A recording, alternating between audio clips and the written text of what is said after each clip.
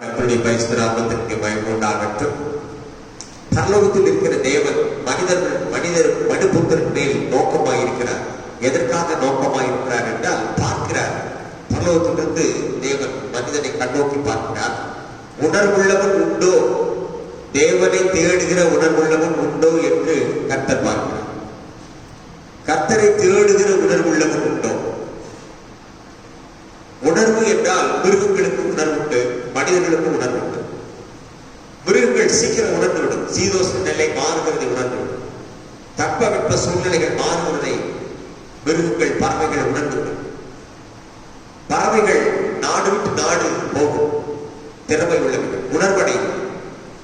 இந்த காலகட்டத்திலே இந்த இடத்திலே போனால் இயற்கை சூழ்நிலை சரியாக இருக்கும். எப்படி நாம் கோடை காலங்களிலே மலைப்பகுதிகளுக்கு, குளிர்ச்சியான பகுதிக்கு சென்று வருகிறோமோ அதே போல பறவைகள், மிருகங்கள் எல்லாம் உணர்வடையும். ஆனால் மனிதன் உணர்வில்லாதவனாய் வாழ்கிறான். மிருகங்கள் நல்ல உணர்வுள்ளவர்களாய் இருக்கிறது. அவைகளுக்கு 5 அறிவு தான் உண்டு. மனிதனுக்கு 6 அறிவு உண்டு. பகுத்து அறிகிற அறிவு. எது சரி எது தவறு என்று அவன் பகுத்து அறிந்து எது செய்ய வேண்டும் எது செய்யக்கூடாது என்று பகுத்து அறிகிற உணர்வுள்ளவன். அவன் தேவனை தேடுகிற உணர்வுள்ளவன். மனிதன் தேவனை தேட வேண்டும். மனிதன் தேவனுக்கு பிரியமாய் நடக்க வேண்டும். அநேக மனிதர்களுக்கு பிரியமாய் இருக்கலாம் என்றுதான் யோசிக்கிறார்கள், நினைக்கிறார்கள், நடக்கிறார்கள். ஆனால் தேவன் விரும்புகிறது மனிதர்களுக்கும் தேவனுக்கும் பிரியமாய் இருக்க வேண்டும் என்று தேவன் விரும்புகிறார். மனிதர்களிடத்திலும் உணர்வுள்ளவர்களாய் நடந்து கொள்ள வேண்டும். தேவாதி தேவனிடத்திலும் உணர்வுள்ளவனாய் நடந்து கொள்ள வேண்டும். உணர்வுகளை குறித்து, உணர்வுள்ள மனிதனை குறித்து இன்றைக்கு வேதத்திலே எங்கெல்லாம் உணர்வுள்ளவனாய் இருக்கிறது, எங்கெல்லாம் எப்படிப்பட்ட சூழ்நிலைகளே அது உணர்வுள்ளவனாய் நமக்கு வெளிப்படுகிறது என்பதை குறித்து இன்றைக்கு செய்தி கேட்கலாம். எனவே உணர்வுள்ளவர்களாய் இருக்க வேண்டும். செவித்திறனில் உணர்வுள்ளவர்கள், கேட்கிறதில் உணர்வுள்ளவர்கள், பார்க்கிறதிலே உணர்வுள்ளவர்கள், ஆவியிலே உணர்வுள்ளவர்கள், சரீரத்திலே உணர்வுள்ளவர்கள், தேவனுடைய வார்த்தைக்கே உணர்வுள்ளவர்கள், நடக்கையிலே உணர்வுள்ளவர்கள். இந்த உணர்வுள்ளவர்கள் என்ற தலைப்பிலே நாம் உணர்வுள்ளவர்களாய் நடக்க வேண்டும். அதை தேவன் எதிர்பார்க்கிறார், மனிதர்களும் எதிர்பார்க்கிறார். ஒரு சரீரத்திலே சூடுபட்டால் உணர்கிறது, குளிர்பட்டால் உணர்கிறது, உஷ்ணமாயிருந்தால் உணர்கிறது. அதே போல நாம் உணர்வுள்ளவர்கள், சரீரம் உணர்வுள்ளதாக இருக்கிறது போல நம்முடைய ஆவியிலும் நாம் உணர்வுள்ளவர்களாக நடக்க வேண்டும் என்றதான செய்தியை இன்றைக்கு நாம் கேட்கிறோம். கவனிங்கள், வார்த்தைகளை கவனிங்கள், வார்த்தைகளை மனதிலே வையுங்கள், வார்த்தைகளை எழுதி வையுங்கள். அவைகள் உங்களுக்கு பிரயோஜனமாயிருக்கும். அவைகளின்படி நீங்கள் நடங்கள். எதிர்காலத்திலே, வருங்காலங்களிலே நீங்கள் தேவனுடைய உணர்வை பெற்றவர்களாக, தேவன் எப்படி எல்லாவற்றையும் உணர்ந்திருக்கிறார் அதே போல நீங்களும் உணர்வுள்ளவர்களாய் வாழ வேண்டும் என்பதை தேவன் விரும்புகிறார். கட்டளை பண்ணுவோம், ஜெபம் செய்வோம். நல்ல பிதாவே, உம்மை துதிக்கிறோம், உம்மை ஸ்தோத்திரிக்கிறோம். உணர்வுள்ளவன் என்ற தலைப்பிலே இன்றைக்கு நாங்கள் உங்களுடைய வார்த்தைகளை தியானிக்க போகிறோம். இந்த வார்த்தைகளை நாங்கள் தியானிக்கிற வேளையிலே எங்களுக்கு கற்றுக் கொடுக்கிற, பேசுகிற வார்த்தைகள் மடை திறந்த வெள்ளம் போல தேவ ஆவியானவர் எங்கள் ஆவியிலே உணர்ந்து, வசனத்தை உணர்ந்து, கருத்தை உணர்ந்து, நாங்கள் யார் என்று உணர்ந்து நடந்து கொள்ள, வாழ வழி செய்யும். இந்த வார்த்தைகளை நீர் அங்கீகரித்திருக்கிறேன். இந்த வார்த்தைகள் உட்படையதல்ல. வாய் எங்களுடையது, வார்த்தை உட்படையது. அந்த வார்த்தை ஜனங்களுக்கு உபயோகமாயிருக்கின்றது. அதன்படி அநேகர் உணர்வுள்ளவர்களாய் வாழ்ந்து தேவ ராஜ்யத்தை சுதந்திரித்துக் கொள்ளத்தக்கதாக, தேவனோடு ஐக்கியப்படத்தக்கதாக தேவன் உணர்வுள்ள ஆவியை எங்களுக்கு தந்து, எங்கள் ஆவி, ஆத்துமா, சரீரம், சிந்தை, முழு இருதயத்தோடு உணர்வுள்ளவர்களாய் வாழ்ந்து சுகித்திருக்க எங்களுக்கு கிருபை செய்யும்.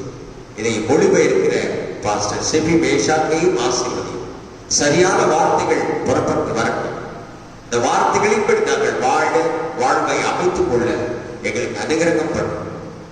சிந்தையில் உணர்வுள்ளவர்களாய், ஆவியில் உணர்வுள்ளவர்களாய், தேவ ஆவியானவர்களை உணர்த்தும்படி, எங்களை உணர்வுள்ளவர்களாய் நடத்தும்படி இதை மொழிபெயர்க்கிறவர்களோடு கூட திரும்ப செய்யும்படி ஜெபிக்கிறோம். தேவ வார்த்தை பேசும்.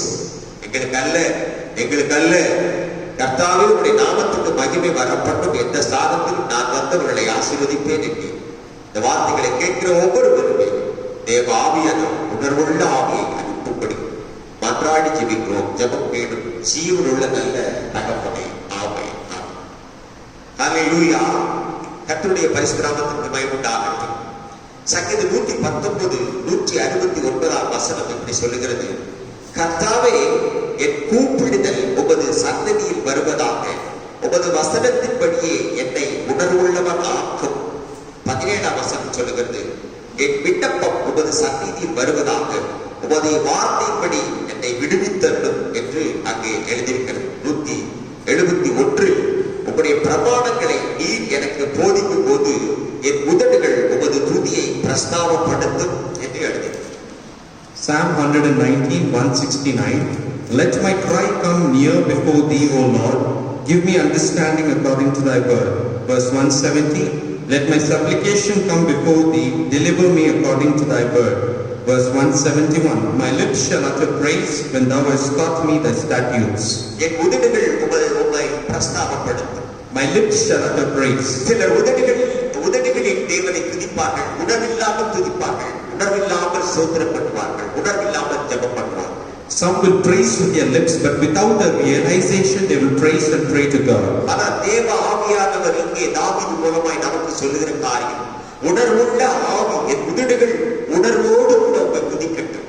And what God says to David over here is, let my lips utter praise. என்னுடைய கூப்பிடுதல் உம்முடைய சந்நிதிக்கு வருவதாக.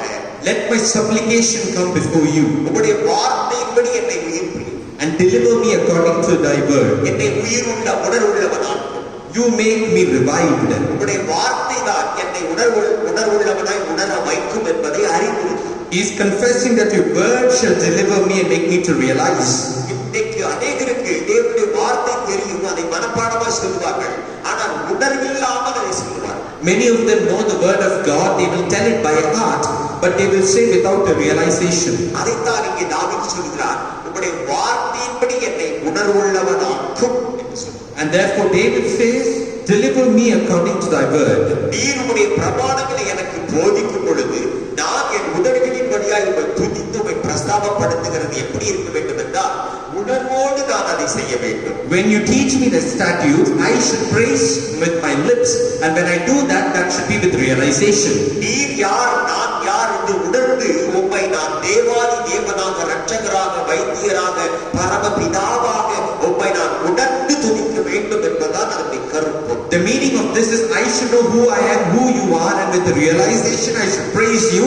That is when we will know our Savior, our healer, our God of gods. மனம் திறந்து தேவனை துதிக்கும் பொழுது உணர்ந்து துதிக்க வேண்டும். வசனத்தை வாசிக்கும் பொழுது, அதை யோசிக்கும் பொழுது, அதை தியானிக்கும் பொழுது, அதை அபியாசப்படுத்தும் பொழுது அந்த வார்த்தைகள் நம்மை உணர்த்த வேண்டும், நாம் உணர்வடைய வேண்டும். When we praise God, we have to praise God with the realization. By doing this, when we speak, when we pray, we have to do with the realization. பிலிப்பியர் 4 அதிகாரம் 4 நீங்கள் 9 வரைக்கும் நீங்கள் வீட்டிலே வாசித்து பாருங்கள். 5 வசனம் சொல்லுகிறது, உங்கள் சாந்த குணம் எல்லா மனுஷருக்கும் தெரிந்திருப்பதாக கர்த்தர் சமீபமாயிருக்கிறார்.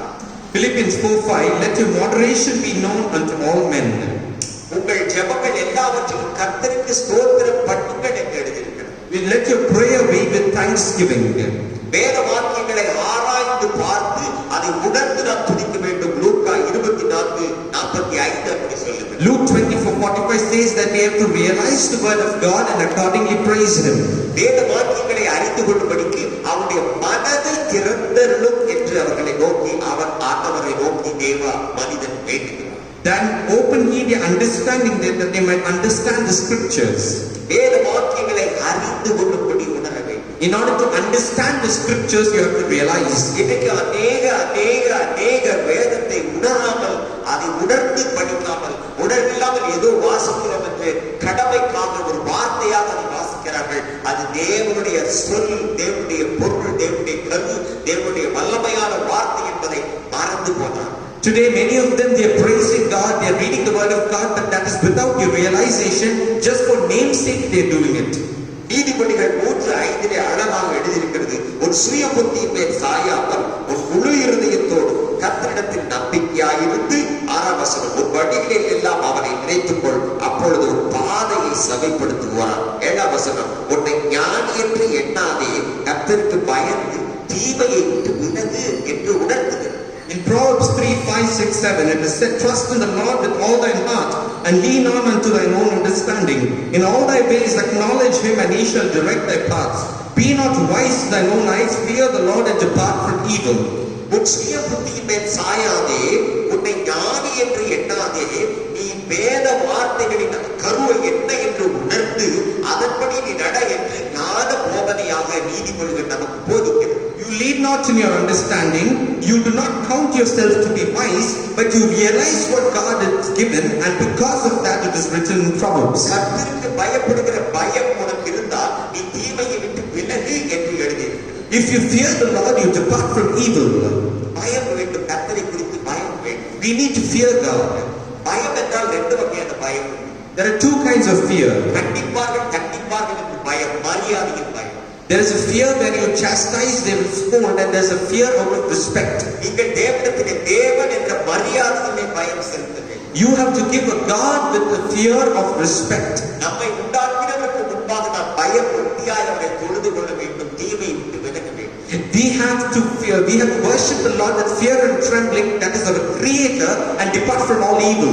தவறு செய்கிறவன், தீமை செய்கிறவன், அது தீமை என்று உணராமல் அதை செய்து விடுகிறான். He that is doing evil, he is doing it without realizing that it is evil. மதுபானத்திற்கு அடிமையானவன், அது தீமை, அது நம்முடைய உடலை கொன்றுவிடும், அது நம்முடைய வாழ்நாளை குறித்துவிடும், அது நம்முடைய சரீரத்தை கெடுத்துவிடும் என்று உணராமல் அதை குடிக்கிறார். An alcoholic, without realizing that it is injurious to health, it will reduce the span of life he is drinking. அது உள்ளே போய் நமக்கு ஒரு புத்தி மயக்கத்தை கொடுத்து பாம்பை போல தீண்டும் என்ற உணர்வில்லாமல் அதை அருந்துகிறார்கள். It is giving a intoxication inside us, and it is enabling us to do likewise. நீ உணர வேண்டும், அது உணரவில்லை, அது எப்போ என்று அதை தீப்பற்ற வைத்தால் அது பத்தி எரியும். அதே போலதான் உள்ளத்திலே, சரீரத்திலே, ஆவியிலே, ஆத்மாவிலே ஈரலை, நம்முடைய குடலை, நம்முடைய சரீரத்தை எரித்துவிடும் என்று உணர்வில்லாமல் அதை அருந்துகிறார். We have to realize a sparkle of fire might ignite it and burn. Therefore, in our heart, in our liver, in our inward parts, we need to realize. பணத்தை திருடுகிறவன் அவனுடைய பணம் எவ்வளவு சேமித்து வைத்தால் அவன் அது இல்லை என்றால் எவ்வளவு கஷ்டப்படுவான் என்று உணராமல் அது எனக்கு லாபம் என்று அடுத்த பணத்தை திருட முயற்சிக்கிறான், உணர்வில்லாமல் தான். A man is stealing another man's money without realizing that that is his savings. அது எவ்வளவு கஷ்டப்பட்டு அவன் சம்பாதித்து சேர்த்து வைத்ததை ஒரே இரவோடு இரவாய் அதை கொள்ளையடித்து போய் விடுகிறான், அவன் உணராமல் இருக்கிறான். He is not realizing that with toil and hard work he is saving that money, but instead he is stealing it. திருடனாய் பார்த்து திருந்தாவிட்டால் திருட்டை ஒழிக்க முடியாது என்று சொல்கிறார். It is written, without realizing the thief that he is a thief, you cannot eradicate stealing. நீதிமொழிகள் 2:4-5 எழுதியிருக்கிறது. அப்பொழுது கர்த்தருக்கு பயப்படுதல் இன்னதென்று நீ உணர்ந்து தேவனை அறிவை கண்டடைவாய் என்று எழுதியிருக்கிறது. In Proverbs 2:5 it is written, thou shalt understand the fear of the Lord and find the knowledge of God. கர்த்தருக்கு பயப்படுதல் இன்னதென்று உணர்ந்து தேவனை அறிவை கண்டடைவாயாக என்று எழுதியிருக்கிறது. You need to understand the fear of the Lord and find the knowledge of God. அறிவை கண்டடைய வேண்டும் என்றால் நீ கர்த்தரை அறிகிற அறிவுக்கு, அவருக்கு பயப்படுகிற பயத்துக்கு, தேவன் யார், அவர் எப்படி வல்லமை உள்ளவர், எப்படிப்பட்ட தன்மை உள்ளவர், எப்படி கிருபை செய்கிறார், எப்படி இரக்கம் செய்கிறார், எப்படி கண்டிக்கிறார், எப்படி தண்டிக்கிறார், எல்லாம் நீ அவரை பற்றி அறிந்திருந்தால் தான் அந்த காரியத்தை நீ உணர்ந்த முடியும். If you need to find the knowledge of God, you need to understand the fear of the Lord and come to realization. இன்னும் உங்களுக்கு ஒரு விளக்கமாய் சொல்ல வேண்டும் என்றால் லூக்கா 15ஆம் அதிகாரத்திலே நீங்கள் வீட்டிலே வாசிங்கள். 17ஆம் வசனத்திலிருந்து 21ஆம் வசனம் வரைக்கும் ஒரு சம்பவத்தை நான் உங்களுக்கு சொல்லுகிறேன். You can read this in your home. In Luke 5:17-21 there is an incident. ஒரு தகப்பனுக்கு 2 குமாரர்கள் இருந்தார்கள். Father had 2 sons. இளைய குமாரன் தகப்பனிடத்திலே தன் ஆஸ்தியை, தனக்கு வர வேண்டிய பங்கை சண்டை போட்டு பிடிவாதமாய் தகப்பன் உயிரோடு இருக்கும் பொழுதே சொத்தை பிரித்து வாங்கி கொண்டு போய் ஊதாரித்தனமாய் செலவழித்தார். The younger son took all the portion of goods that belonged to him from his father and spent it lavishly. தகப்பனிடத்திலே சண்டை போடுகிறதற்கு காரணம் அவனுக்கு தெரியவில்லை. தனக்கு பணம் இருக்க வேண்டும், நான் சம்பாதித்து விடுவேன், நான் என் இஷ்டம் போல என் பணத்தை எனக்குரிய பங்கை நான் செலவழிக்க வேண்டும் என்று அவன் அறிந்திருந்தான். He did not know what to fight with his father, but he just thought in order to get the portion of goods that belonged to him. இஷ்டம் போல வாழ நினைத்தான், உடைய உணர்வு இல்லாமல் இருந்தான். He wanted to live lavishly, but that was without a realization. பணத்தை சம்பாதிப்பது எவ்வளவு கஷ்டம் என்று அவருக்கு தெரியாமல் உணர்வில்லாமல் இருந்தார். He did not know how hard it is to earn money, and he did without a realization. என்னுடைய பணம் என் இஷ்டம் போல செலவழிப்பேன் என்றுதான் தெரிந்திருந்தார். ஆனால் தேவன் அது எவ்வளவு கஷ்டமானது, எவ்வளவு தவறானது, எவ்வளவு தீமையானது என்று அவர் உணராமல் இருந்தார். He knew that it is my money, I will waste how much I want, but he did not know the understanding of it. தேவனும் அவரை விட்டுவிட்டார். And the Lord even forsook him. தகப்பனும் பணத்தை எல்லாம் கொடுத்து The father also gave all the money. தனமாய் செலவழித்தான், தன் இஷ்டம் போல தண்ணி அடித்தான், தன் இஷ்டம் போல தவறான பழக்க வழக்கங்கள் தன் நண்பர்களோடு சேர்ந்து குத்துடித்துக் கொண்டிருந்தார். He spent his money lavishly and went into all bad habits. அவனுக்கு 21 வசனம் சொல்லுகிறது, புத்தி தெளிந்த பொழுது. In 21, when he realized பசி sin, அதிகமானது, சாப்பிடுவதற்கு ஒன்றுமில்லை, பட்னி மேய்க்கிற ஒரு இடத்திலே போய் வேலைக்கு அமர்ந்து பட்னி மேய்க்கிற வேலைக்கு அமர்ந்தான். பெரிய ராஜாவுடைய குமாரன், ஆனால் பட்னி மேய்க்கிற நிலைமைக்கு அவன் வந்து விட்டான். he was the son of a great king, but he came into the place where he needed to feed or to look after the pigs. அந்த பன்றி தின்கின்ற தவிடை கூட அவனுக்கு கொடுக்க மாட்டேன் என்று மற்ற வேலைக்காரர்கள் சொல்லுகிறார். The other servant did not give even the defecate of the pig that was left behind. பட்னி தன்கிற தவிடு எப்படிப்பட்டதா இருக்கும் என்று தெரியாமல் பசியினால் அதை தன் வயிறை நினைக்கும் ஆசையாயிருந்தார். He did not know how injurious this defecate might be, but instead he wanted to fill his stomach with that defecate. இந்த பன்றி தின்கிற தவிடு கூட அவனுக்கு கொடுக்க மாட்டேன் என்று சொல்கிறார்.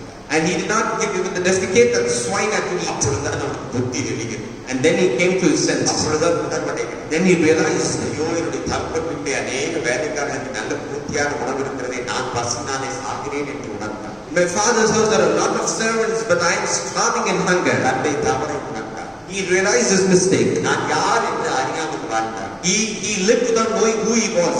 தகப்பன் எவ்வளவு அன்பானவர் என்று அறியாமல் வாழ்ந்தார். He did not know how loving his father was. தன்னுடைய நிலைமையை உணராமல் வாழ்ந்தார். He lived a life without his realization. எல்லாம் செலவழித்த பிற்பாடு அவர் உணர்வு.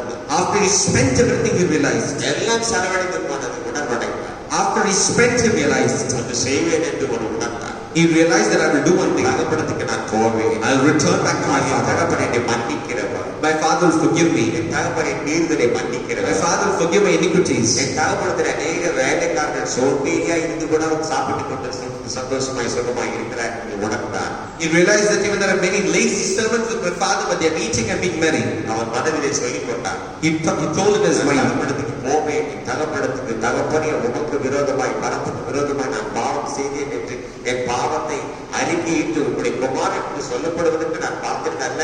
ஆனால் உங்களுடைய வேலைக்காரர்கள் ஒருவனை போல என்னை ஏற்றுக்கொள்ளும் என்று என் தகப்பனத்திலே கெஞ்சி கேட்பேன் என்று உணர்ந்து சொல்லிக்கொண்டே தகப்பனத்திலே வந்து அப்படி கேட்டான். he realized and went to his father saying that, Father, I am not worthy to be your son, but count me as one of your servants and please accept me. தகப்பனத்திலே ஓடி வந்தான். He came running to his father. தகப்பன் அவனை தூரத்திலே பார்த்து அவனை கட்டி அணைத்து அவனுக்கு தேவையான எல்லாவற்றையும் செய்தார். The father saw him from afar, embraced him and gave him everything. ஐயோ, இவன் உணர்வில்லாமல் வாழ்ந்தான், இப்பொழுது உணர்ந்து விட்டான் என்று உணர்கிறார். Oh, he lived without the life of realization, but now he's realizing. தன் பாவத்தை மறக்கிறவன் வாழ்வடைய மாட்டான். அறிக்கை செய்து விட்டு விடுகிறவன் உணர்வடைகிறவன் வாழ்வு பெறுகிறான். He that covereth his sin shall not prosper, but he that confesseth it shall live. அநேகர் இந்த வசனத்தை கூட அறிக்கையிட்டால் போதும் என்று அறிக்கையிடுகிறார்கள். ஆனால் உணர்வில்லாமல் அறிக்கையிடுகிறார். Many of them are doing the verse as a confession, but they're doing it without a realization. மெய்யான குற்ற உணர்வில்லாமல் வார்த்தையை சொல்லுகிறார்கள், உணர்வில்லாமல் வாழ்கிறார்கள். They're saying the word without a conviction in their hearts. ஆரம்பத்தில் அப்படித்தான் இருப்பார்கள், உணர்வில்லாமல் சொல்வார்கள். ஆனால் உணர்வடைந்த பிற்பாடு அதனுடைய வலி, அதனுடைய வேதனை அவனுக்கு தெரிந்தது. அதே போலதான் இந்த இளையகுமார் அந்த வேதனை அறிந்து அவன் உணர்ந்து வாழ்கிறான். Beginning they will say without realization, but after they come into maturity they will realize. அதன் பிற்பாடு ஒரு நாள் தன் தகப்பனத்திலே அவன் சண்டை போட்டிருக்கவே மாட்டான். After that, not even one day he would have fought with his father. அநேகர் அப்படிதான் உணர்வில்லாமல் வாழ்ந்து கொண்டிருக்கிறார். Today many are living without realization. கண்டதை காட்சி கொண்டதை போல என்று வாழ்ந்து கொண்டிருக்கிறார். They are living as they please. தேவ பிள்ளைகள் நீங்கள் அப்படி இருக்கக்கூடாது என்று வேதம் நமக்கு வலியுறுத்துகிறது. Children of God, the Bible says that we not be like that. சங்கீதம் 119:34 அப்படி சொல்லுகிறது. Psalm 139:34 says, எனக்கு உணர்வை தாரும், அப்பொழுது நான் உமது வேதத்தை பற்றிக் கொண்டு என் முழு இருதயத்தோடும் அதை கைக்கொள்ளுவேன் என்று தாவீது சொல்லுகிறார்.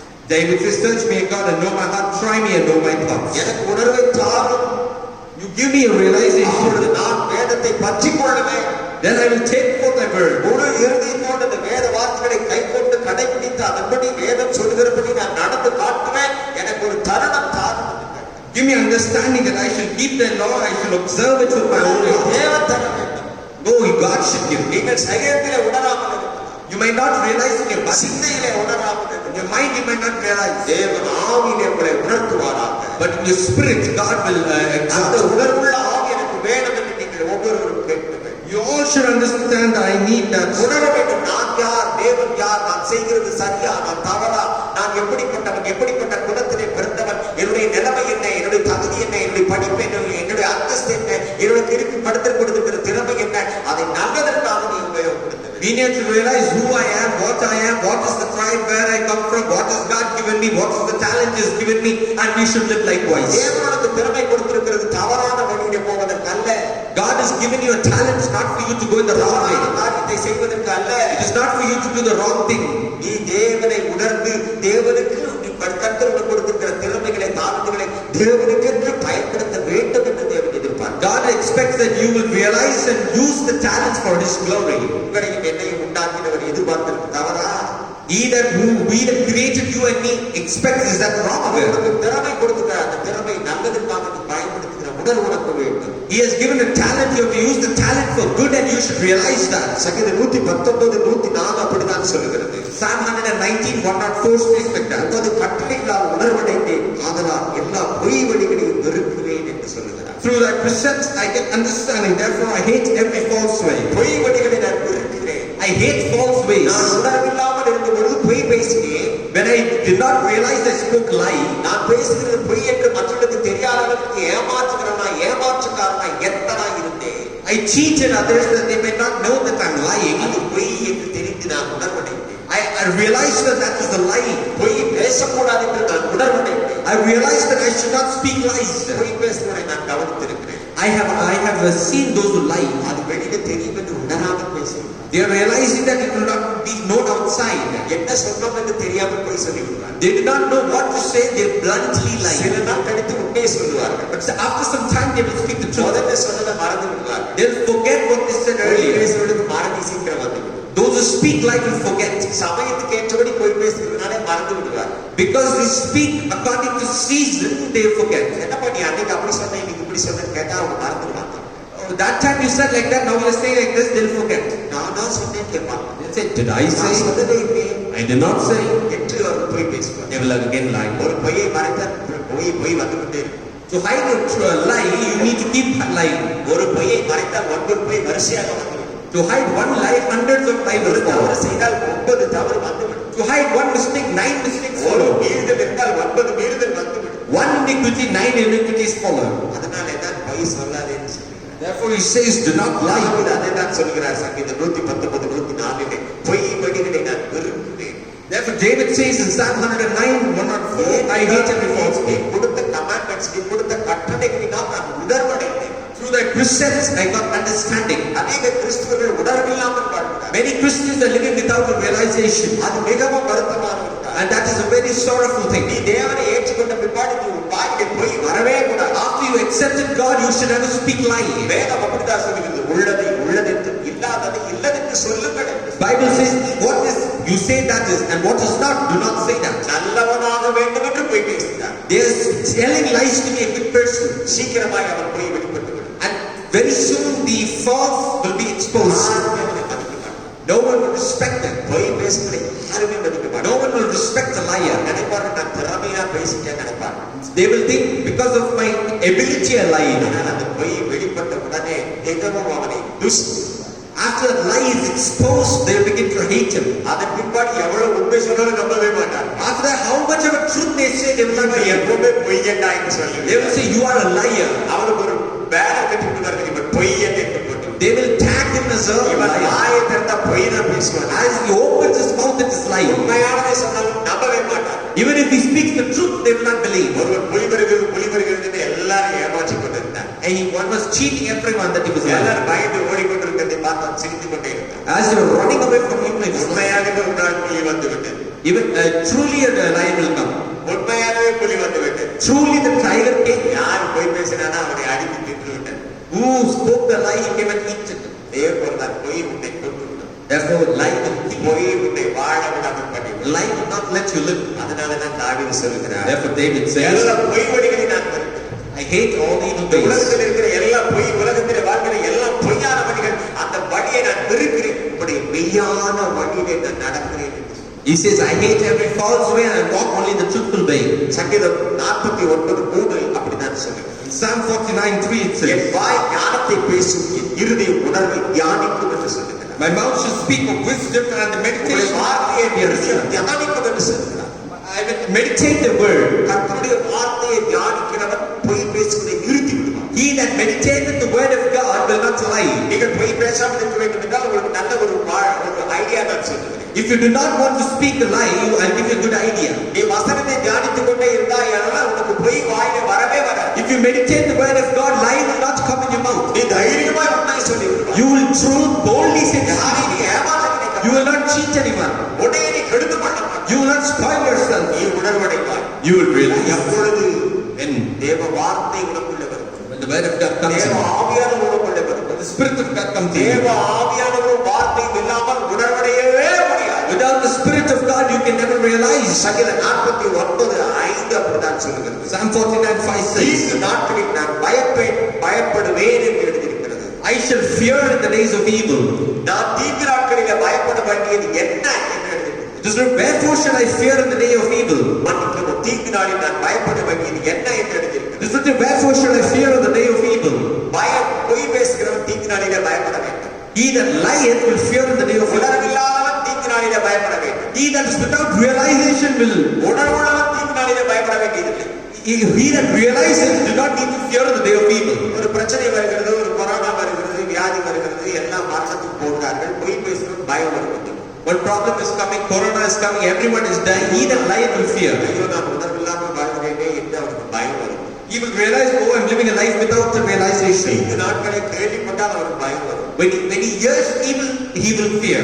ஏனென்றால் அவன் தீமையானவன், அந்த தீங்குக்கு பயப்படுவான். Because he is the evil person, therefore he fear evil. வார்த்தையை உணர்ந்தவன் பயப்படவே மாட்டான். But he that realizes the word will not fear. நான் உன்னோடு இருக்கிறேன், உன்னை காக்கிறேன் என்று சொல்லியிருக்கிறார். I am with you, I shall upright you. நீ என்னை நோக்கி கூப்பிடு, நான் உன்னை விடுவிப்பேன் என்று எழுதியிருக்கிறார். Call me the day of your trouble and I shall நான் deliver உன்னை you. குணமாக்குவேன் என்று எழுதியிருக்கிறார். I will heal you. பொல்லாப்பு உனக்கு நேரிடாது என்று எழுதியிருக்கிறார். No evil shall befall you. அவன் உணர்ந்தால்தான், வசனத்தை உணர்ந்தால்தான் பயப்படாமல் இருக்க If முடியும். he realizes the word of God, only he will not fear. அதனாலதான் அவன் எழுதினார், தீங்கு நாட்களில் நான் பயப்பட வேண்டியது என்ன? Therefore, wherefore should I fear the day of தீமை evil? செய்கிறவன் தான் தீங்குக்கு பயப்பட வேண்டும். He that doeth evil should fear. தீமை செய்யாதவன் உணர்வுள்ளவன் பயப்பட வேண்டிய அவசியம் இல்லை. He that doeth, understand that he did not need to fear. தீங்கு செய்கிறவனுக்கு பயம் வந்து, And he that doeth evil shall fear.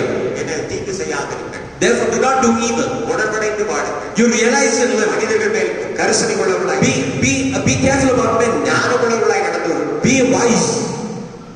அந்த ஞானமுள்ள இருதயத்தை ஆண்டவர் நமக்கு தருவாராக. God will give you the heart of ஒன்று wisdom. ராஜாக்கள் 3:12 எழுதியிருக்கிறது. 1 Kings 3:12. உன் வார்த்தைகளின்படி செய்தேன், ஞானமும் உணர்வுள்ள இருதயத்தை உனக்கு தந்தேன். இதனால் உனக்கு சரியானவனை உனக்கு முன் இருந்ததும் இல்லை, உனக்கு சரியானவன் உனக்கு பின் எழுப்புவதும் இல்லை. 13 வசனம், நீ கேளாத ஐஸ்வரியத்தையும் மகிமையும் உனக்கு தந்தேன் என்று சொல்கிறார். He says in 1 Kings 3:12, behold, I have done according to thy word. I have given thee a wise and understanding heart, so that there was none like thee before thee, neither shall there be any rise like unto thee. I have also given thee that which thou wast not asked, both riches and honor. Solomon ஞானியாவதற்கு காரணம் என்ன என்றால், நான் தேவனிடத்தில் கேட்கிற அந்த ஜனங்களை விசாரித்து ஜனங்களுக்கு நன்மை செய்ய வேண்டும், அப்படிப்பட்ட ஞானத்தை எனக்கு தாரும் என்று கேட்கிறேன். The reason why Solomon was wise is because he asked, ஜனத்துக்கும் தீமை செய்துவிடக்கூடாது. I should not do evil to any people. என்னை நீ ராஜாவாக்கி இருக்கிறேன், You have made me a king. நான் ராஜாவாகி என் இஷ்டத்தின்படி ஜனங்களை நான் அலங்கரிக்க கூடாது.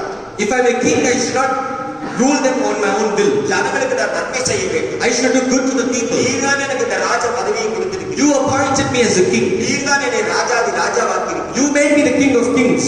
எனவே ஜனங்களை நான் நியாயமாக விசாரிக்க வேண்டும். Therefore, I have to inquire the people justly. நிரபராதியான ஜனங்களை நான் தண்டித்துவிடவே கூடாது. I should not punish innocent people. ஜனங்களை சரியாக விசாரித்து ஜனங்களுக்கு தேவையான எல்லாவற்றையும் செய்கிற எனக்கு உணர்வு தாரும், அந்த ஞானத்தை எனக்கு தாரும் என்று தேவனிடத்தில் கேட்கிறேன். I should inquire the people rightly and ask them, give me the wisdom. தேவன் மிகுந்த ஞானத்தை கொடுத்தார். And God gave Solomon exceeding wisdom. தேவன் அவனை பார்த்து சொல்கிறார், God looked into him and எல்லா said, எதிரிகளை எனக்கு கையிலே தாரும் என்று கேட்பாங்க எல்லா ராஜாக்களும். ஆனால் நீ ஞானத்தை கேட்டதினாலே உனக்கு ஞானத்தை, கனத்தை, சம்பத்தை, ஐஸ்வர்யத்தை, நீ கேளாத ஐஸ்வர்யத்தை உனக்கு தந்தேன் என்று சொல்கிறார். usually the king will ask me strength to defeat my enemies. However, you ask wisdom, therefore I will give you riches, glory and honor. அது மட்டுமல்ல, இதுவரைக்கும் உன்னை போல ஞான போவதும் இல்லை. அப்படிப்பட்ட அனந்த ஞானத்தை தேவன் உனக்கு தந்தே நான் சொல்கிறேன். Therefore I give you wisdom that there should be none like thee, nor shall there be anyone that arise like you. Therefore ஞானத்தை அவர் தந்திருக்கிறார். and he have given himself. உணர்வையும் அவர் தந்திருக்கிறார். Gave him understanding. அந்த சாலமோன் ஞானிக்கு அப்படி கிடைத்தது காரணம் என்ன என்றால் அவன் உணர்ந்தான். The reason why Solomon got that was because he realized. ஏசாயா 11:2 எழுதியிருக்கிறது. In Isaiah 11, ஞானத்தையும் உணர்வையும் அருளும் ஆவியும், ஆலோசனையும் பலனும் அருளும் ஆவியும், அறிவையும் கர்த்தருக்கு பயப்படுகிற பயத்தை அருளும் ஆவியுமாகிய கர்த்தருடைய ஆவியானவர் என் மேல் தங்கியிருக்கிறார் என்று எழுதியிருக்கிறது. ஏசாயா 11:2-3. it is written in Isaiah 11:2-3, the Spirit of the Lord shall rest upon him, the Spirit of wisdom and understanding, the Spirit of counsel and might, the Spirit of knowledge and of the fear of the Lord. மனிதனுடைய ஞானம் வீணானது. The knowledge of man is vain, தேவ ஞானமும் தேவ உணர்வும் மேலானது. but the knowledge of God is exceeding. உணர்வுள்ள ஆவியை தேவன் உனக்கு தந்திட வேண்டும். God should give you a spirit of understanding. தகப்பனிடத்தில் கேட்கிறவனுக்கு அப்பத்து மீனை கொடுப்பது போல தேவ ஆவியார் உனக்கு ஞானத்தையும் அறிவையும் தருவாரா? As you ask your father a bread, will he give you a fish like that? சுய புத்தியிலே நீ வாழாதே, தேவ ஞானத்திலே நீ வாழ்ந்து காட்ட வேண்டும். Do not live in your self knowledge, live in the knowledge of God. சுய புத்தியிலே வாழ்கிறவன் வீணான வாழ்க்கை வாழ்கிறான். He that liveth in his self knowledge is living a vain life. தேவ ஞானத்தின்படி வாழ்கிறவன் ஞானவான் என்று எழுதியிருக்கிறது. But if you realize and live according to the word of God, you are wise. ஏசாயா 27:11 எழுதியிருக்கிறது. அது உண்மையும் அது உணர்வுள்ள ஜனமல்ல. And Isaiah 27:11 says that they are people of understanding. ஆகையால் அதை உண்டாக்கினவர் அதற்கு இறங்காமல், அதை உருவாக்கினவர் அதற்கு கிருபை செய்யாமல் இருப்பார் என்று எழுதியிருக்கிறது. They are people of no understanding, therefore he made them will not have mercy on them. இல்லாத ஜனம் என்னுடைய ஜனம் அல்ல. The people of no understanding is not my people. உணரவே இல்லை. They never understood. என்னை உணரவே இல்லை. They never understood. 5 அப்பம் 5000 பேருக்கு கொடுத்தேன், உணரவே இல்லை. I gave 5 loaves to 5,000 people. வியாதிகளை குணமாக்கினேன், உணரவே இல்லை. I healed the sick, they did not understand. செங்கடலில் அவர்களை தப்பித்து அழைத்து வந்தேன், உணரவே இல்லை. I made them escape from the Red Sea, but they did not understand. ஆகாரத்திலே உணவு கொடுத்தேன், உணரவே இல்லை. I gave them food there, but they did not understand. நல்ல காடைகளை ஒரு வார காலம் சாப்பிடுவதற்கு அந்த காடைகளை கொடுத்து அவர்கள் சாப்பிட்டார்கள், உணர்வில்லாமல் இருந்தார்கள். I gave them quails to eat, but they did not understand. அவர்கள் உணரவே இல்லை. They did not understand. தேவன் தான் செய்தார் என்று உணரவே They இல்லை. did not understand that God அவர்கள் did it. திறமையை நம்பினார்கள். They did not அவர்கள் அன்பை உணரவில்லை. They did not understand the love of God. அதனால அவர்கள் நான் கிருபை செய்யவே மாட்டேன். Therefore, I will not have mercy on them. உணர்வில்லாத ஜனங்கள் தேவனுடைய ஜனங்கள் அல்லவே அல்லவே அல்லவே அல்ல. The people of God without understanding are not. அந்த ஜனங்களுக்கு தேவன் கிருபை இறங்கவே மாட்டார் என்று எழுதியிருக்கிறது. It's written, God will not give them mercy. கிருபை இறங்கவே மாட்டார் என்று எழுதியிருக்கிறது. They will not have mercy. தேவன் தான் உண்டாக்கினார். God will created. தேவன் தான் மனிதனை உண்டாக்கினார். God created man. தேவன் தான் எல்லாவற்றையும் கொடுக்கிறார். God gave everything. உணர்வில்லாத ஜனங்களுக்கு தரமாட்டேன் என்று சொல்லுவார். But without a people of no understanding, I'm not sure. இஷ்டமா இந்த வசனங்களை ஏசாயா 27:11 அந்த அதிகாரம் முழுவதுமாய் நீங்க தியானித்து பாருங்க. You meditate Isaiah 27 fully. நான் சொல்லுகிற வசனங்களை அந்த அதிகாரம் முழுவதுமாய் நீங்க வாசித்து பாருங்கள். The words that I speak, you read the chapter. அந்த ஒரு வசனத்தை நான் உங்களுக்கு போதிக்கிறதுக்காக போதிக்கிறேன். நீங்கள் அதே எடுத்துக்கொண்டிருக்காதீர்கள். அந்த அதிகாரம் முழுவதுமாய் நீங்கள் வாசிங்க. I am preaching that one word for you, but you do not take that word, but read the whole chapter. எந்த மொழிக்காரன் ஒரு அதிகாரத்தில் ஒரு வசனத்தை சொன்னால் அந்த அதிகாரம் முழுவதுமாய் வாசிக்கிற கடமை உங்களுக்கு வேண்டும். If any preacher says a verse, you need to read the whole chapter. That is your duty. இப்பொழுதுதான் அந்த வசனத்துடைய கருத்து முழுமையாய் உங்களுக்கு உணர்வு புரிய முடியும். Then when you can understand the meaning of that verse fully. ஒரு மனுஷனை உணர்வில்லாத ஒரு மனுஷனை குறித்து நான் உங்களுக்கு சொல்றேன். I will speak of a man without understanding. Samson என்ற ஒரு மனிதன் இருந்தார். There was a man called Samson. மனோவாவுக்கு அவன் குழந்தையாக ஆண்டவர் அவனுக்கு கொடுத்தார். God gave Manoah. நியாயாதிபதிகள் 13ஆம் அதிகாரம் 14ஆம் அதிகாரம், நியாயாதிபதிகள் 13:24, நியாயாதிபதிகள் 14:3, 16, 20 இவைகள் எல்லாம் நீங்கள் வாசித்து பாருங்கள். You can read it Judges chapter 13 and verse 15. அவர்களை சில காரியத்தை நான் உங்களுக்கு சொல்லுகிறேன். I'll say a few things there. தேவன் தான் சிம்சோனை உலகத்துக்கு வர வைத்தார். God made Samson to come. பெலிஸ்தர்கள் எல்லாரும் ஆட்சி செய்வதற்காக அவனை ஆண்டவர் கொடுத்தார். God gave him in order to rule over all மிக Israel. திறமையான ஒரு மனிதன். He was a mighty man. எத்தனை பேர் வந்தாலும் அவன் ஒரு நொடியில அவர்களை எல்லாம் கொண்டு போடுவான். And whoever comes with 1 minute, சிங்கத்தை கிழித்து போட்டவன். he tore the lion. ஒரு கழுதை தாடை எலும்பை எடுத்து அவன் போராடி அநேகம் பேரை கொண்டு போட்டவன். With the jawbone of an ox, he killed many people.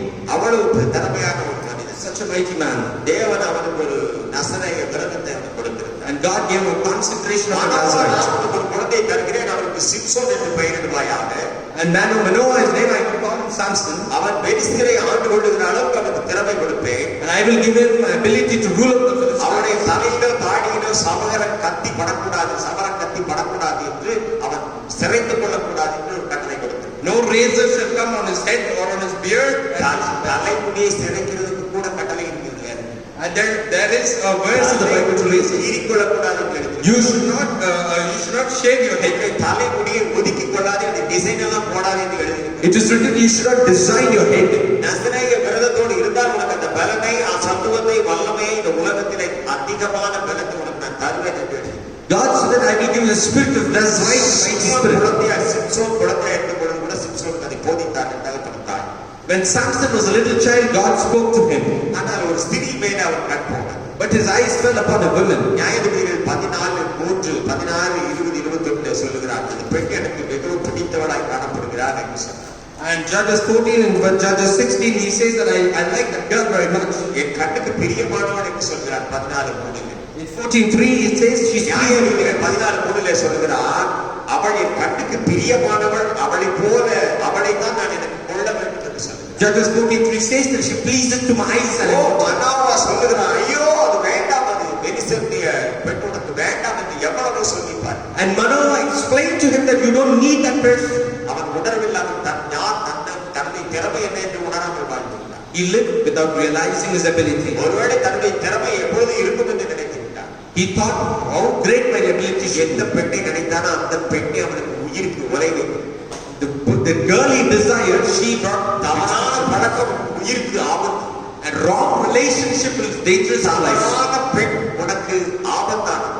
Wrong girl is an accident to you. அவள் உனக்கு டேஞ்சரானது. They are dangerous to you. அவளுடைய பார்வை உனக்கு இன்பமாயிருக்கலாம், ஆனால் அவளுடைய சூதுவாதிகள் உன் உயிரை கொன்று. Their sight might be pleasing to you, but their actions will திட்டம் சிம்சோன் மேல் நிறைவேறாமல் போய்விட்டது. the plan of God did not fulfill in Samson's life. ஒரு குமாரனை பெற்ற அந்த கணவன் தாய் எவ்வளவு வேதனைப்பட்டார். The father and mother of both that felt how much sorrowful they were. Samson என்று பெயர் வைக்க சொன்னார்.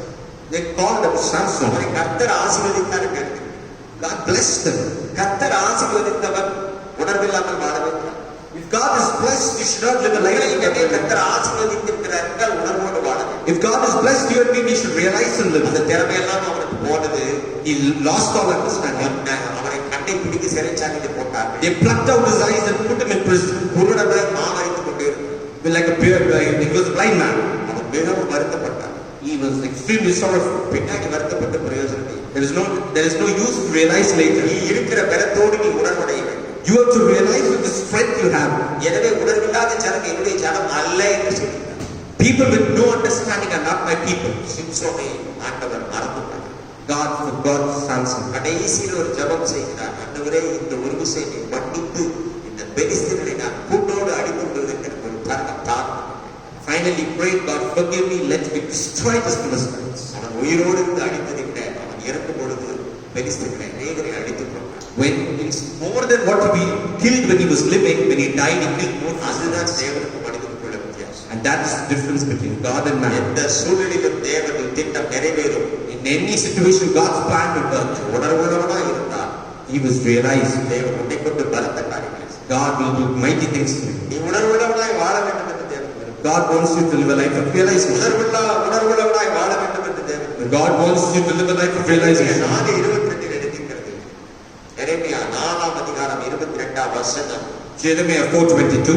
879ஆம் பக்கம். என் ஜனங்களோ மதியற்றவர்கள், என்னை அவர்கள் அறியாதிருக்கிறார்கள். அவர்கள் பைத்தியமுள்ள பிள்ளைகள், அவர்களுக்கு உணர்வே இல்லை. பொல்லாப்பு செய்ய அவர்கள் அறிவாளிகள், நன்மை செய்ய அவர்கள் அறிவில்லாதவர்கள். My people is foolish, they have not known me, they are squamish, sottish children, they have not understanding, they are wise to do evil, but to do good they have no knowledge. அந்த 28 வரைக்கும் நீங்கள் வாசித்து பாருங்கள். You read till verse 28. ஒழுங்கில்லாமல் இருக்கிறது போது. This people is void world. ஜனங்கள் ஒழுங்கில்லாமல் இருக்கிறார்கள். People are void. என் ஜனங்கள் மதியற்றவர்களாய் இருக்கிறார்கள். People are foolish. என்னை அறியாமல் இருக்கிறார்கள். They do not know me. பைத்தியம் பிடித்த பிள்ளைகளாய் They are இருக்கிறார்கள். sottish children. உணர்வில்லாதவர்களாய் இருக்கிறார்கள். People with no understanding. அறிவாளிகள் அல்ல. They are not wise. நன்மை செய்ய அவர்கள் அறியவே இல்லை. They did not know to do good. தீமை செய்ய அறிந்திருக்கிறார்கள். They know to do திருட்டுத்தனம் பண்ண They know அறிந்திருக்கிறார்கள். to do பொய் பேச They know அறிந்திருக்கிறார்கள். to speak lies. ஏமாற்றுவதற்கு They know to அறிந்திருக்கிறார்கள். cheat. அதிகாரம் பண்ணுவதற்கு அறிந்திருக்கிறார்கள். They know to do that. மற்றவர்களை பயப்படுத்துவதற்கு They அறிந்திருக்கிறார்கள். know to fear others. பைத்தியமான ஜனம். They're foolish people. பைத்தியமான They're ஜனம். foolish people. பைத்தியமான ஜனம். They're foolish people. அறிவில்லாத ஜனங்கள். People with no knowledge. தேவன் எவ்வளவு இகழ்கிறார் பார். And see how God is மனிதனை உண்டாக்கினவர் இகழ்கிறார் பார். the one who created. உணர்வில்லாதவருக்கு இவ்வளவு பட்டம் இருக்கு. The people without no understanding how many அநேகர் பட்டம் வாங்கியிருக்கிறாங்க. முன்னாடியும் பட்டம் வாங்கியிருக்கிறாங்க, பின்னாடியும் பட்டம் வாங்கியிருக்காங்க. பேருக்கு முன்னாடியும் பட்டம் இருக்குது, அவங்க டிஸ்டினேஷன் இருக்குது, பேருக்கு பின்னாடி அவங்க படிச்ச பட்டம் எல்லாம் இருக்குது. they have their education, they have their designation. தேவன் அவர்களை பார்த்து சொல்லுங்க, மதியற்றவர்கள். God is looking to them and saying, foolish people. பைத்தியம் பிடித்த பிள்ளைகள். God is saying, selfish children. நன்மை செய்ய உணராத They do not know to do good. இன்னைக்கு அநேகர் படித்து பட்டம் பெற்று பெரிய அதிகாரத்தில் இருக்கிறார்கள். பைத்தியம் பிடித்த உணர்வில்லாத ஜனங்களாக இருக்கிறார்கள். Many have studied well and have good jobs, but they are foolish. பாதுகாக்க வேண்டியவர்கள் உணர்வில்லாமல் இருக்கிறார்கள். People who need to preserve, they do not have the realization. அவர்கள் உணரவே இல்லை. They do not realize. எல்லா ஜனங்களுக்கு நன்மை செய்ய வேண்டும் என்று உணரவே இல்லை. They are not realizing that they have to do good to people. தேவன் யார் என்று உணரவே இல்லை. They are not realizing who is God. திறமை என்ன உணரவே இல்லை. They are not realizing their இதை capability. செய்யலாமா என்று உணரவே They are இல்லை. not realizing should I do that. They have no knowledge. They are without knowledge. உலகப்படி படித்திருக்கிறார்கள், பட்டம் பெற்றிருக்கிறார்கள், திறமை இருக்கிறது, தாளம் இருக்கிறது, நல்ல மொழி பெயர்க்கிறார்கள், நல்ல மொழி பேசுகிறார்கள், நல்ல திறமை இருக்கிறது, உணராமல் பார்க்கிறார்கள். They have studied well, they have good designation, they have good everything, but they do not have a point of realization. ஐயோ தேவன் மிகவும் அங்கராய். Oh, God is like that. புலம்பல் புலம்பல் புலம்பிக் கொண்டே இருக்கிறார். They are lamenting. அவர் மனசாப்படவே இல்லை என்று It is written that they are not. 28ஆம் வசனம் நான் திரும்பவே இல்லை. Verse 28, they did not turn back. 4:28 சொல்லுது, நான் அவர்கிட்ட திரும்பவே இல்லை. And Jeremiah 4:28, they did not turn back. அவங்க கஷ்டப்படும் பொழுது நான் மனசாபப்படவே மாட்டேன். I will not realize to them. கடினமான இருதயமாய் மாறி போனது. God had become hard. மனிதனுடைய நடக்கையை பார்த்து கர்த்தருடைய இருதயம் மனசாபப்படாத அளவுக்கு மாறி. By seeing their fault, God did not do it in his heart. எனவே 5:3 எழுதியிருக்கிறது. Jeremiah 5:3. கர்த்தாவே உம்முடைய கண்கள் சத்தியத்தை அல்லவோ நோக்குகிறது. அவர்களை அடிக்கிறீர், ஆனாலும் அவர்களுக்கு நோகாது. அவர்களை நிர்மூலமாக்குகிறீர், ஆனாலும் புத்தியை ஏற்றுக்கொள்ள மாட்டோம் என்கிறார்.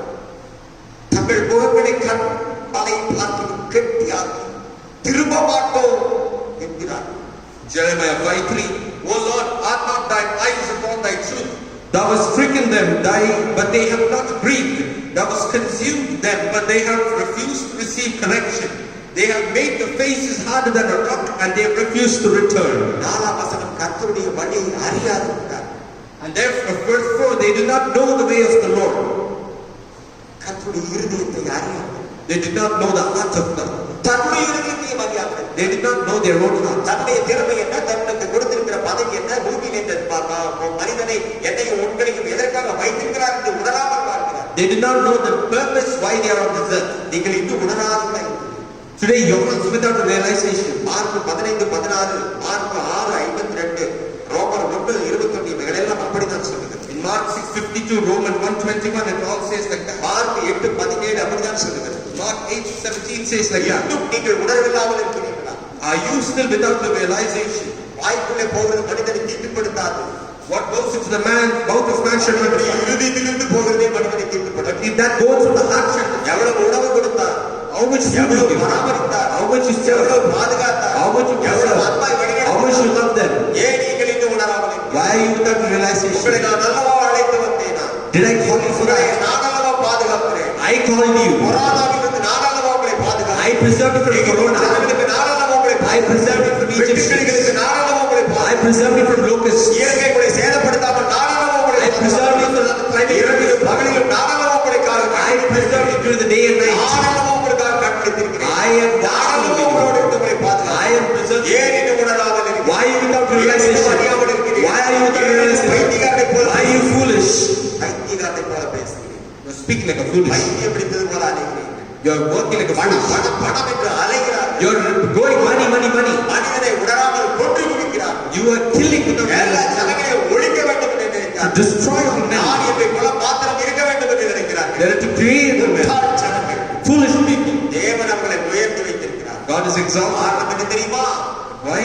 அவர்களை காப்பாற்ற வேண்டும். In order for you to preserve நீ them, அவர்களுக்கு உணர்வளிக்க வேண்டும். you need to make them நீ realize. அவர்களுக்கு உணவளிக்க வேண்டும். You need to serve நீ அவர்களை them. உணர்த்த வேண்டும். You need to நீ care for அவர்களை them. பாதுகாக்க You வேண்டும். need to preserve the people. பதவியும் பட்டமும் அவர் கொடுத்தது. And that is given by God. மனிதனே மனிதனே நீ உணர்வில்லாமல் வாழ்ந்து கொண்டிருக்கிறாய். Oh man, you're living without an understanding. கோபாக்கினை உன்மேல் வரும்பொழுது When the anger of God நீ comes, எங்கே ஓடுவாய்? where will you run? எங்கே ஒளிவாய்? Where will you எங்கே hide? பதுங்குவாய்? Where will you hide?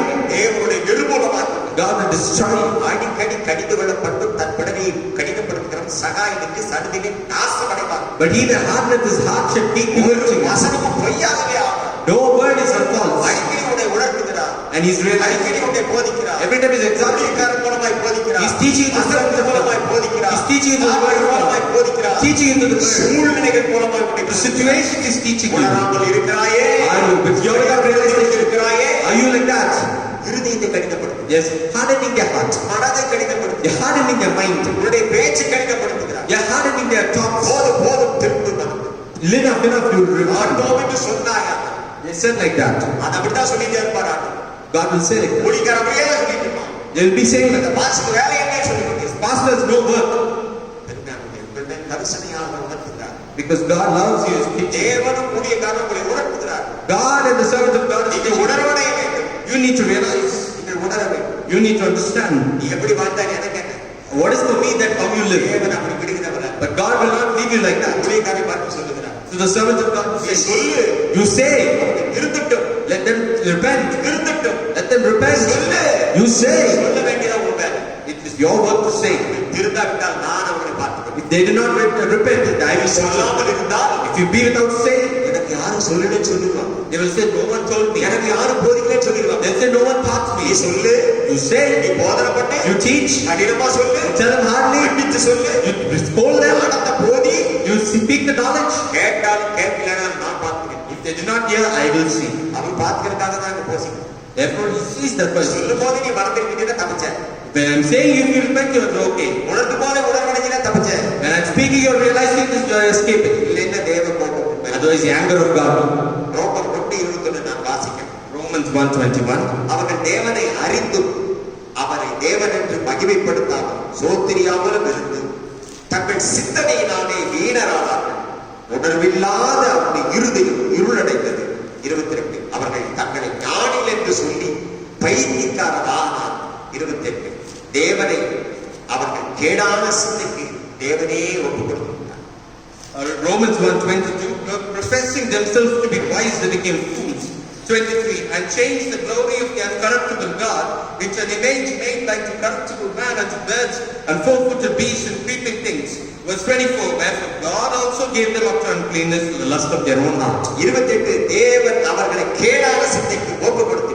And verse 28. God gave them to those who reprobate. எவ்வளவோ சொல்லி பார்த்தார், கேட்கவில்லை. கேடான சிந்தைக்கு ஒப்புக் கொடுத்தார். God gave them to a reprobate mind. சங்கார தூதனுடைய கையில ஒப்புக் கொடுத்தார். God gave them to the angel of death. சங்கார தூதனிடத்துல கையில ஒப்புக் கொடுத்தார். God gave them to the angel of death. Corona பயப்படல, Because fear corona. மேம்படல, Did not obey. தனிமையா இருக்கல, Did not be alone. மனிதனுக்கு விலகி இருக்கல, They did not separate from man. நாட்டுக்கிளி அடிச்சிட்டார். He sent locusts. சாதாரண பூச்சி வந்து எல்லாத்தையும் அடிக்கும். Small, these drops in front of the சாதாரண crops. பூச்சி கும்பல் கும்பலா கூட்டம் கூட்டமா பவுச்சா வந்து ஜனங்களுடைய உணவு தானியங்களை அழித்து போடும். Swarm of insects came together and destroyed the crops and grains. பூச்சியில அடிச்சிட்டார். He sent these insects. இது வாதைகளிலே ஒன்று. This is one of the pestilence. வெட்டுக்கிளிகள் வாதைகளிலே ஒன்று. Locust is one of the pestilence. ஜனங்கள் கீழ்ப்படியாமல் இருந்தபோது வெட்டுக்கிளிகளை அனுப்பி விட்டார். Because of the disobedience of Egyptians, God sent the locusts.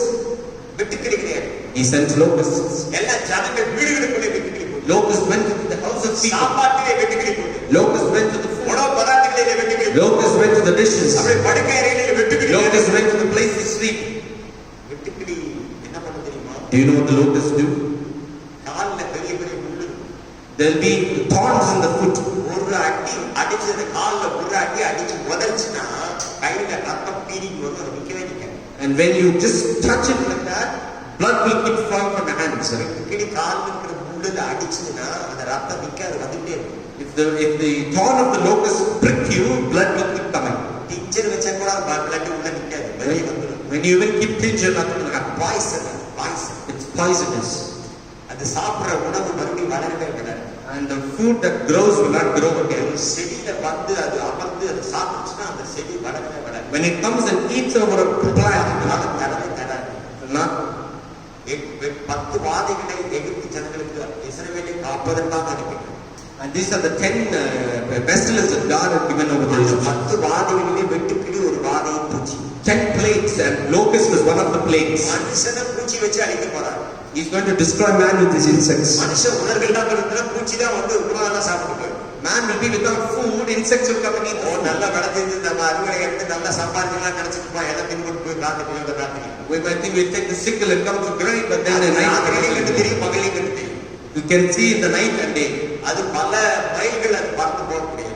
It can fly to various distances. நம்ம ஊர்ல ஒவ்வொரு தான் சுத்தம். In our place, one or two. ஆனா தேவன் இடத்துல கூட்டமா வரும். If God says, walks together. வெட்டுக்கிளிகள் வந்து எல்லாம் அடிக்குதுன்னா தேவன் பாதியில இருக்கிறார். ஏன்னா ஜனங்க உணராம இருக்கிறாங்க காப்பாற்றிட்டார். God has sent locust beings, that means plague has started. கொள்ளை நோய் வந்தது, Pestilence came, மழை வந்தது, rain came, வெட்டுக்கிளி வந்தது, locust came, பாதிகள் வந்தது, diseases came. அடுத்தது சங்கார தூதன் வந்து எல்லாத்தையும் அடிச்சு. The angel of death finally come and destroy everything. கேடான சிந்தைக்கு ஒப்புக்கொடுத்து. He'll give it to the reprobate mind. நீங்களும் நானும் உணர்ந்தேன்னா அவ்வளவுதான். You and I do not realize it. பிலிப்பியர் 1:9 தான் சொல்லுது. Philippians 1:9.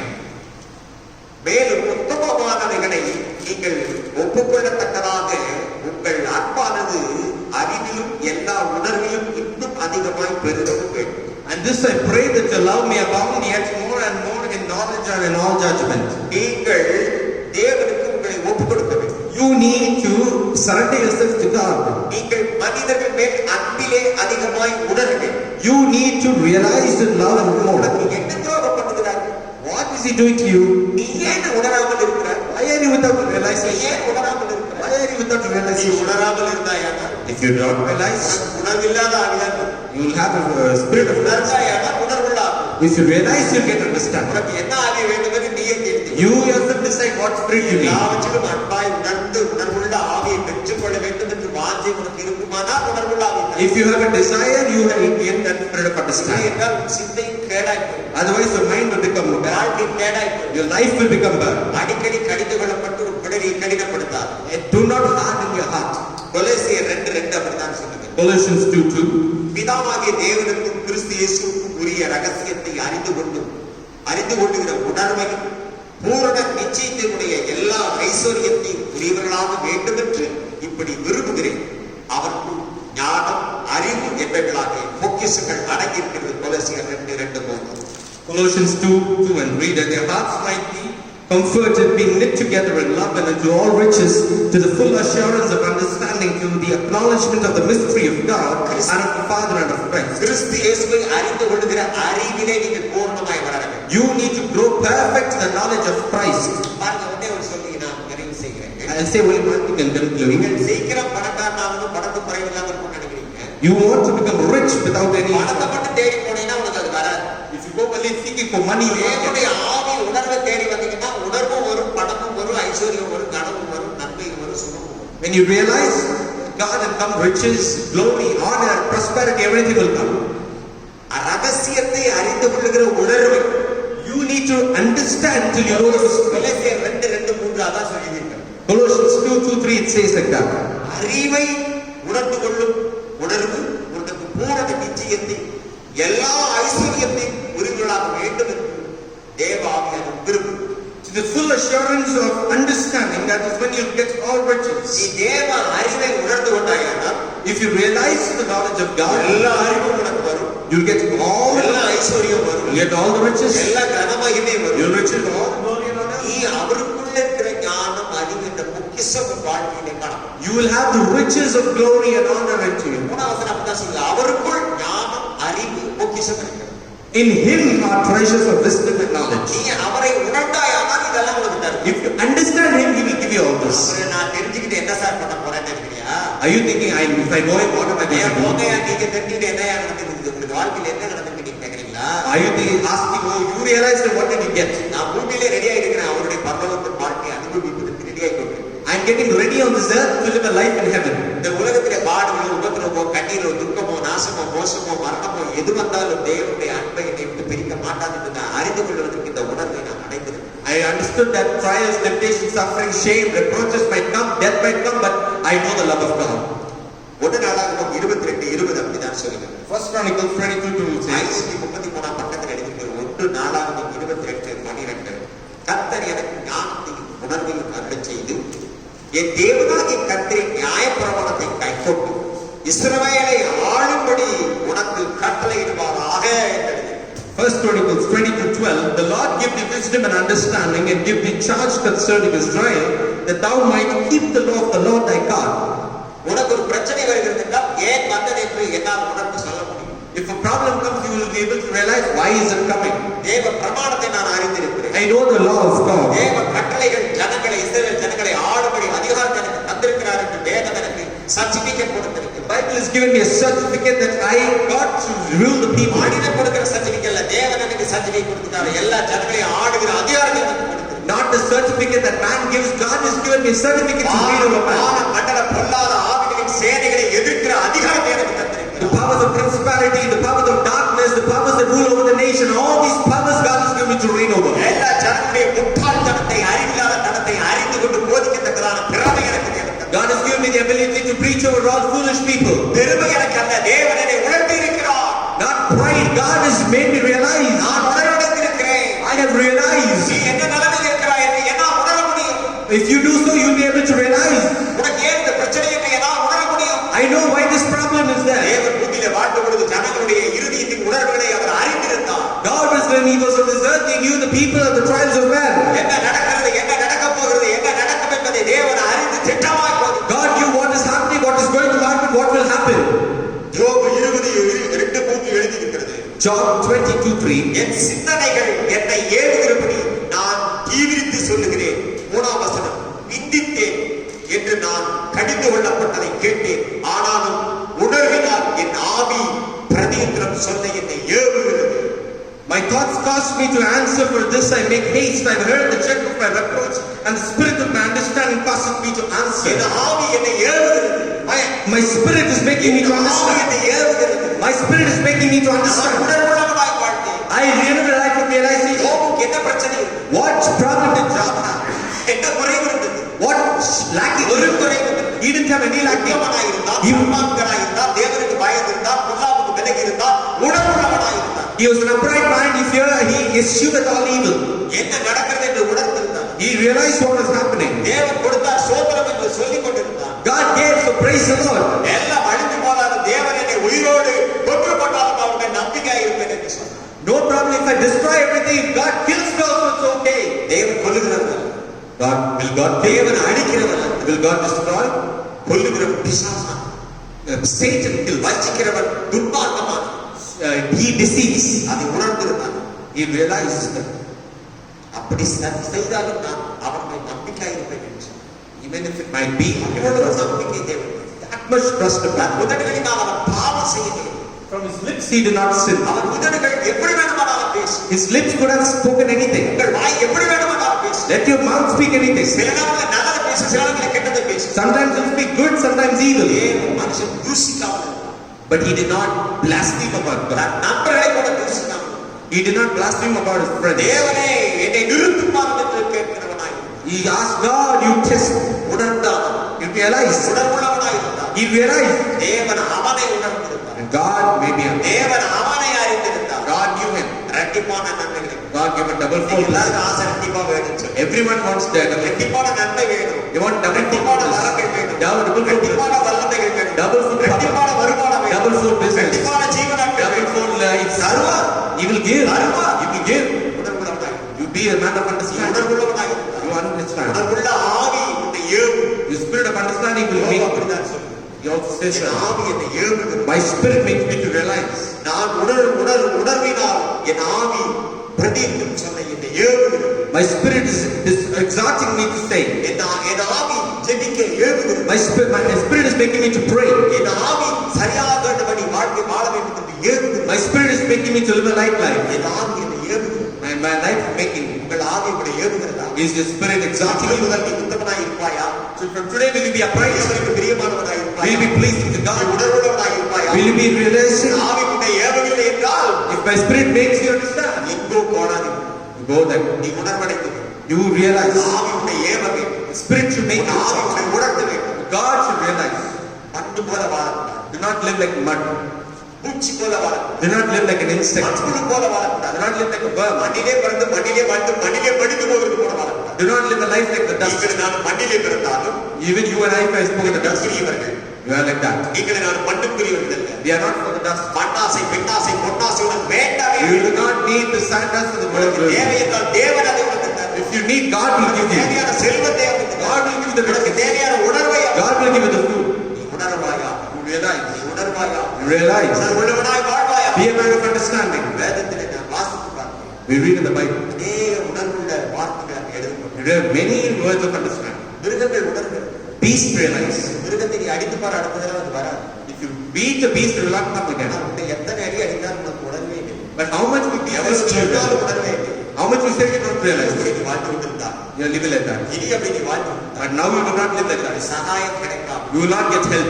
நீ சடுதிலே நாசமடைந்து போய் You will be destroyed. நீங்களும் நானும் நாசமடைய வேண்டும் என்று தேவ சித்தம் அல்ல. It's not the will of God that you and I be நீங்கள் destroyed. நானும் விருத்தி அடைய வேண்டும். You and I should be வாழ்வாங்கு வாழ வேண்டும். We have to live. அநேகருக்கு சாட்சியாய் வாழ We have to live a life of வேண்டும். witness. அநேகரை கர்த்தருக்குள்ளே நடத்த We have வேண்டும். to live a life of witness. அதற்காகத்தான் உன்னை என்னை But this is படைத்திருக்கிறார். only God created O you and me. மனிதனே, Oh man, உணர்வு இல்லாமல் வாழாது. you will be without உணர்ந்து understanding. வாழு.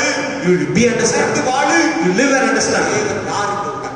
You realize who God நீ is. யாருக்கு உணர்ந்து கொள். You realize who you are. நீ செய்த தவறு என்று உணர்ந்து கொள். You realize the mistake you've done.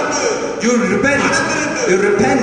இருதயத்தை கடினப்படுத்தாது. Do not harden your sin. சிந்தையை கடினப்படுத்தாது. Do not harden your mind. சரீரத்தை Do கடினப்படுத்தாது. not harden your body. சரீரத்தில் வேதனை இருக்கலாம். Is there pain in the உனக்கு body? பிரச்சனை இருக்கலாம். There will be problem. உனக்கு கவலை There இருக்கலாம். will be toil. உனக்கு கஷ்டம் There will be இருக்கலாம். suffering. உனக்கு கடத்தொல்லை There இருக்கலாம். will be death. உனக்கு வியாதி There will be இருக்கலாம். sickness.